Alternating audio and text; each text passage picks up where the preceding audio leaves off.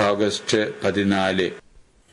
യേശുക്രിസ്തുവിനെ പറ്റി അന്നത്തെ പുരോഹിത ശ്രേഷ്ഠനായിട്ടുള്ള കയ്യാപ്പാസ് ഒരിക്കൽ ജനത്തിനു വേണ്ടി ഒരു മനുഷ്യൻ മരിക്കുന്നത് നല്ലതാകുന്നു എന്ന് പ്രസ്താവന പുറപ്പെടുവിച്ചതായിട്ട് നാം സുവിശേഷങ്ങളിൽ വായിക്കുന്നുണ്ട്.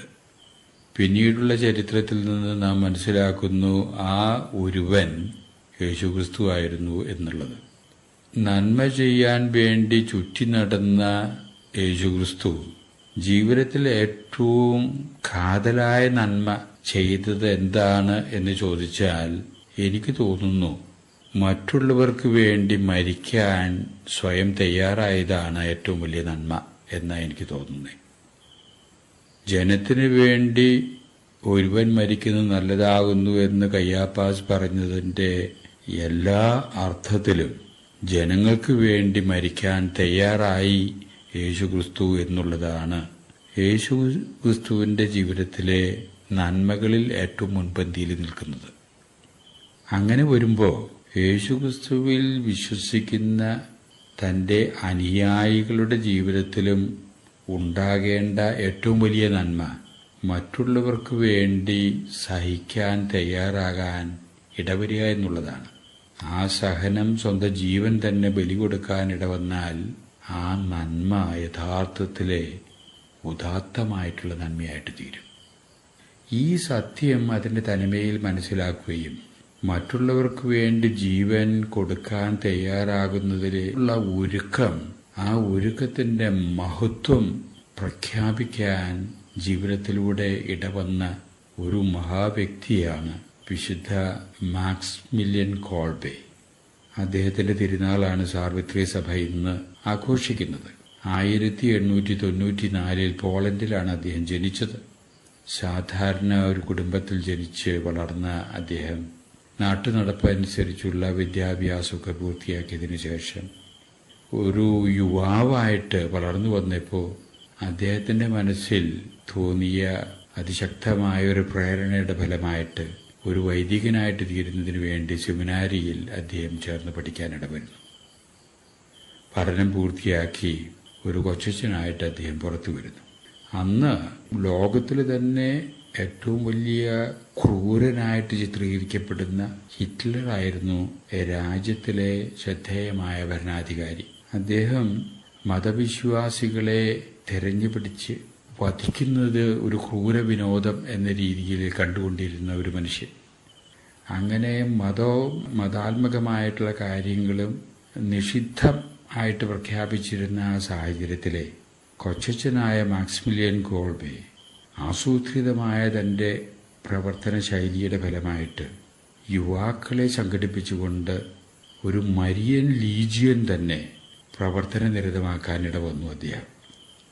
അങ്ങനെ ആ മരിയൻ ലീജിയന്റെ വ്യാപനത്തിനോടനുബന്ധിച്ചുള്ള യാത്രയുടെ ഭാഗമെന്ന നിലയിൽ അദ്ദേഹം ഒരിക്കൽ കേരളത്തിൽ തന്നെ വന്നതായിട്ട് ചരിത്രത്തിൽ രേഖപ്പെടുത്തി വച്ചിരിക്കുന്നു. കുറച്ച് നാളുകൾ എറണാകുളത്തും ആലുവയിലും അദ്ദേഹം ജീവിക്കാനിടവന്നത് ചരിത്രത്തിൽ നിന്ന് നമുക്ക് മനസ്സിലാകുന്നു. അങ്ങനെ അദ്ദേഹം കേരളത്തിൽ നിന്ന് തിരിച്ച് അദ്ദേഹത്തിന്റെ ജന്മനാടായ പോളണ്ടിലേക്ക് തിരിച്ചുപോയ അധികം കഴിയുന്നതിന് മുമ്പാണ് രണ്ടാം ലോകമഹായുദ്ധം പൊട്ടിപ്പുറപ്പെടുന്നത്. യുദ്ധത്തിന്റെ ആ ഭീകരതയിൽ ഹിറ്റ്ലറിന്റെ ക്രൂര വിനോദം അതിശക്തമായി. മതവിശ്വാസികളെ, പ്രത്യേകിച്ച് യഹൂദ മതവിശ്വാസികളെ തേടിപ്പിടിച്ച് അവരെ ഗ്യാസ് ചേംബറിലും കോൺസെൻട്രേഷൻ ക്യാമ്പുകളിലും ആക്കി മർദ്ദിച്ച് അവരെ ഗില്ലറ്റിനും മറ്റു ക്രൂരമായിട്ട് വധിക്കപ്പെടുന്നതിനുമൊക്കെ ഇടയായി അതിൽ രസിക്കുന്ന ഒരു രീതി എന്ന രീതിയിലാണ് ഹിറ്റ്ലറിന്റെ മനോഗതി പോയത്. അങ്ങനെ ആയിരക്കണക്കിന് ലക്ഷക്കണക്കിന് വ്യക്തികളെ കൊന്നൊടുക്കിക്കൊണ്ടിരിക്കുന്ന സാഹചര്യം. അതിന്റെ ഇടയിൽ മാക്സിമിലിയൻ കോൾബെയും ഹിറ്റ്ലറിന്റെ പടയാളികൾ പിടികൂടാനിടവരുന്നു. കോൺസെൻട്രേഷൻ ക്യാമ്പിൽ ഓട്സ്ബുക്ക് കോൺസെൻട്രേഷൻ ക്യാമ്പിലെ അദ്ദേഹത്തെ അടയ്ക്കുന്നു. അവിടെ മർദ്ദനമുറകൾ, അതിനുശേഷം വധശിക്ഷയാണ്. അങ്ങനെ സഹതടവുകാരുടെ ഇടയിൽ തന്നെ ഒരു വൈദികൻ എന്ന നിലയിൽ അവരെ ഉത്തേജിപ്പിച്ചും അവരെ വിശ്വാസം നിലനിർത്തിയും കൊണ്ട് വൈദിക ശുശ്രൂഷ ഒളിവിൽ എന്ന രീതിയിൽ അദ്ദേഹം നടത്തിപ്പോന്നു. ഓരോരുത്തർക്കും ഊഴമനുസരിച്ചാണ് മരണം. അങ്ങനെ ആ ഊഴമനുസരിച്ച് തൻ്റെ തടവുകാരനായ ഒരു മനുഷ്യനെ മരണത്തിൻ്റെ ദിവസമായിരുന്നു അന്ന്.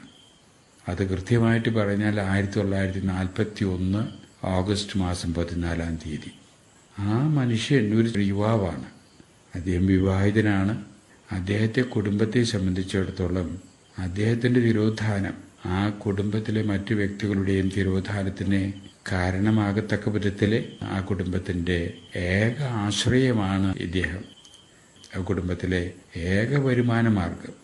ആ കുടുംബത്തിൻ്റെ ദയനീയ സ്ഥിതി മനസ്സിലാക്കാൻ കോൾബെ അച്ഛന് ഇടവന്നപ്പോൾ അദ്ദേഹം മരിക്കാനുള്ള ദിവസം അദ്ദേഹത്തിൻ്റെ ഊഴം വന്നു ചേർന്നപ്പോൾ അദ്ദേഹത്തിൻ്റെ സംഭ്രമവും വിഷമവും തൻ്റെ കുടുംബാംഗങ്ങളെ പ്രതി ഉള്ള ദുഃഖവും കണ്ട് മാക്സിമിയൻ കോൾബെ ബന്ധപ്പെട്ടവരുടെ മുമ്പിൽ ചെന്ന് പറയുകയാണ്, ആ തടവുകാരന് പകരം ഞാൻ മരിക്കാമെന്ന്.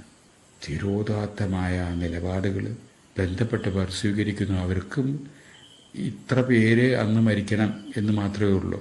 ഇന്ന ആൾ മരിക്കണം എന്നുള്ളതല്ല ആ കോൺസെൻട്രേഷൻ ക്യാമ്പിൻ്റെ ഉത്തരവാദിത്തപ്പെട്ടവർക്ക് അന്നുണ്ടായിരുന്ന ചിന്ത ആയിരിക്കാം.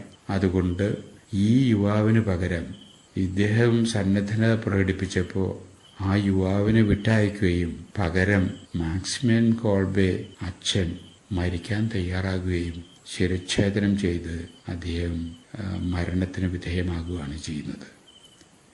യേശുക്രിസ്തുവിൻ്റെ ജീവിതത്തിൽ ഏറ്റവും വലിയ നന്മ ജനത്തിനു വേണ്ടി മരിക്കാൻ തയ്യാറാകുന്നതാണ്, അത് തയ്യാറായി എന്നുള്ളതാണ് എന്നുണ്ടെങ്കിൽ യേശുക്രിസ്തുവിൽ വിശ്വസിക്കുന്ന മാക്സിമിയൻ കോൾബെയും ആ നന്മയിൽ പൂർണ്ണമായി പങ്കുപറ്റിക്കൊണ്ട് അദ്ദേഹം തൻ്റെ ജീവിതം മറ്റുള്ളവർക്ക് വേണ്ടി, തൻ്റെ തടവുകാരന് വേണ്ടി ബലി കൊടുക്കാൻ തയ്യാറായി എന്നുള്ളതാണ് സത്യം.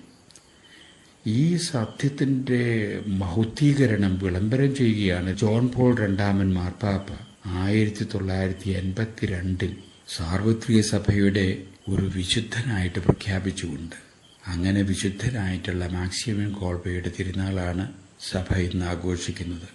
ഈ ദിവസം മാക്സിമിയൻ കോൾബെ നമ്മുടെ മുമ്പിൽ ഒരു ആവേശമായിട്ട് കത്തിജ്വലിക്കണം.